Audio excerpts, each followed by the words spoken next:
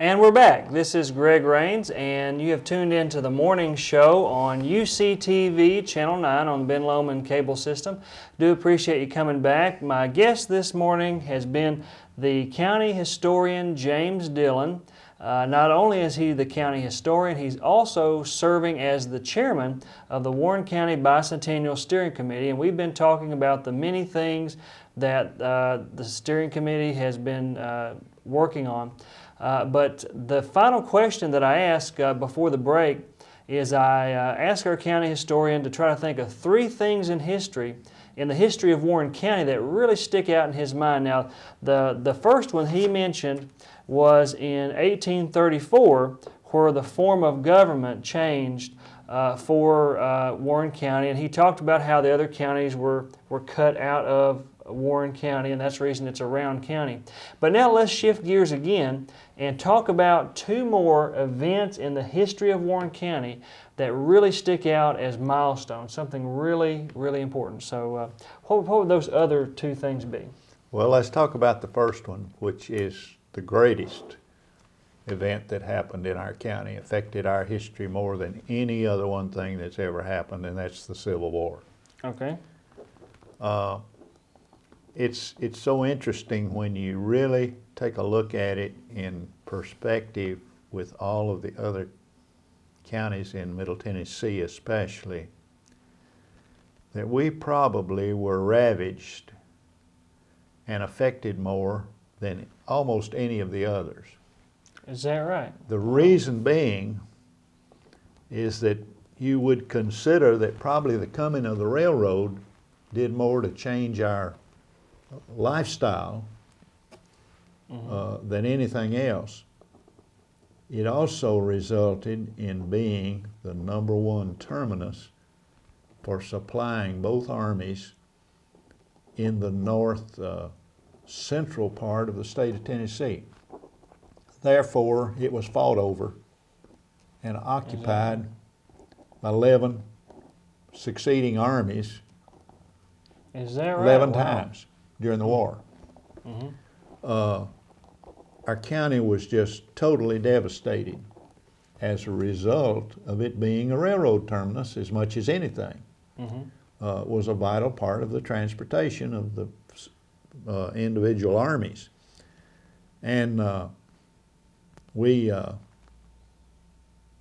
just really, we had 2,000 people in the city of McMinnville when the war started.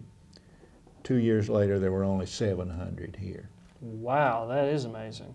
There was not a single store of any kind open in the county. The invading unit of Yankee troops was the 1st Tennessee from Upper East Tennessee, and they were very coarse and uncouth and undisciplined. And they used the courthouse for a stable. And they would march in and take over anybody's house whenever they got ready, and if they objected, they just shot them. It was horrible.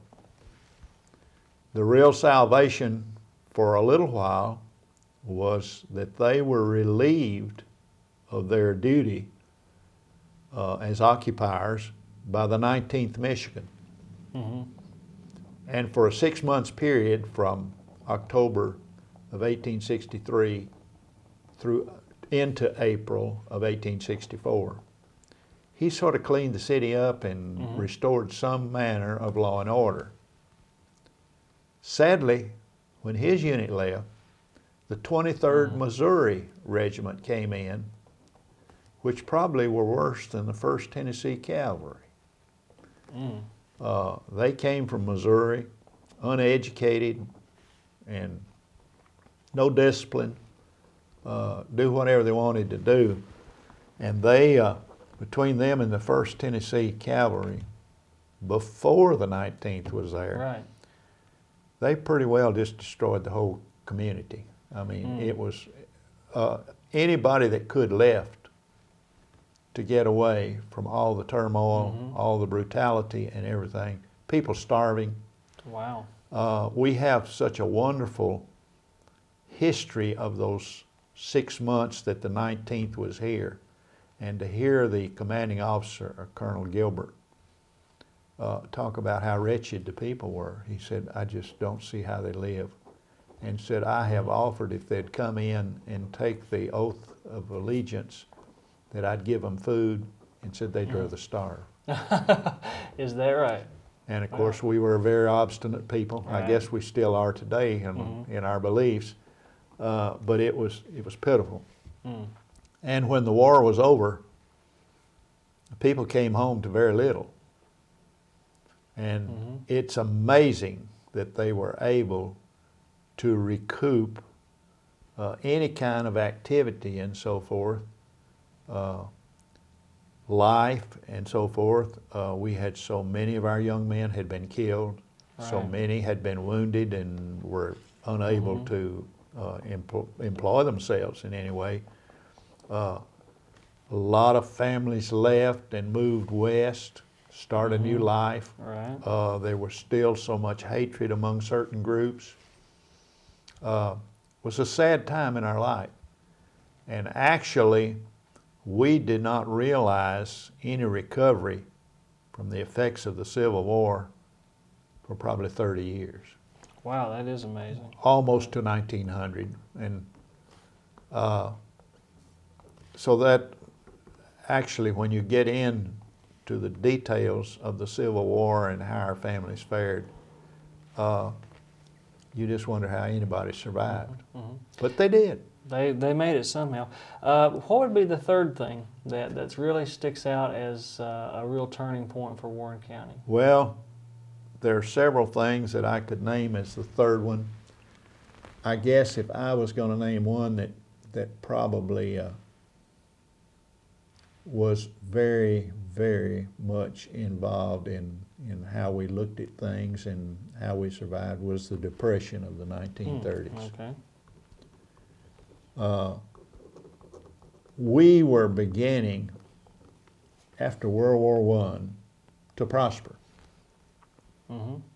It is said that in the 1920 census that there were more millionaires in McMinnville per capita than any other small town in the South. Wow. Now you might ask, well, why was that?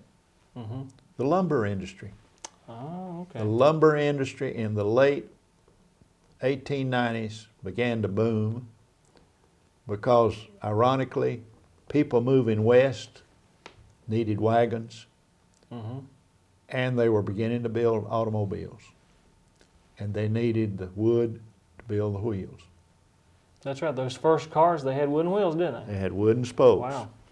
And also so many parts of the car was wood. In fact, I had at one time an old 28 Chevrolet, and the body was basically wood, covered with metal. And we began to have some manufacturing here. The George C. Brown became very famous in our business history, and it had plants in Tennessee, it had plants in Mississippi, and so many of our citizens had bought stock in the company. They paid 9% interest on those stocks once a year, and people could build big homes and live in style, and actually they were millionaires when you figured what the worth of their stock was. That's understandable. Right. But then the Depression hit, and it wiped out all of that, plus the fact that they'd gone to steel for cars and for everything else, and they didn't need the wooden spokes and so forth, and nobody had a job. Right. Times were bad again. Many people left again. People moved west, and they also moved north to the areas where they were building cars. They needed labor. Right. And so our county from 1929 to 1940 was sort of a desolate area, and it was hard to get by. And you have a lot of people today living that can sympathize with that. Right. I grew up during that period. never forget that I raised a calf and got him up to weighing 800 pounds and took him to the stock sale, which was out where the old fairgrounds was, where Century Electric is. And he brought 3 cents a pound. I got $24 for that calf. Wow. But I owed $14 to the feed man for sweet feed and grain that I'd fed him. Yeah. I got the hay free, so I still had $10. And $10 That'd buy something then, wouldn't in 1938, $10 would buy a lot. it? Right. But you know, you'd say 3 cents a pound for a fat steer, and I was glad to get him. Absolutely. Well, folks, we've had a really good interview here with the county historian, James Dillon. To kind of recap what he just said, I asked him what are the 3 main things in Warren County's history, and he said where the form of government changed in 1834. Then he talked about the Civil War, and finally talked about the Depression. Now, before we close out, I just want to hit a few other things. Now, he is serving on the Warren County Bicentennial Steering Committee, and Warren County is going to celebrate their bicentennial. It's November 26th. Is that right? November 26th is when we actually became a county in essence. Okay. We actually did not operate as a county until February of 1808. Which explains why the committee has stretched out the celebration over 18 months as opposed to an entire year. And we didn't pick a county seat until 1810, actually. Although it was authorized by an act of the legislature in November of 1809. Okay. They were directed to buy 100 acres somewhere in the center of the county, and that's what they picked out. Okay. All right.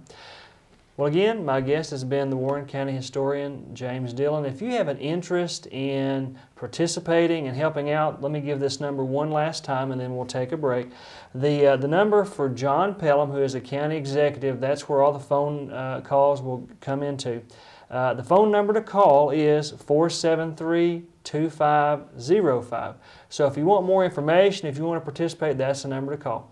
Thanks for joining us, and we'll be back shortly.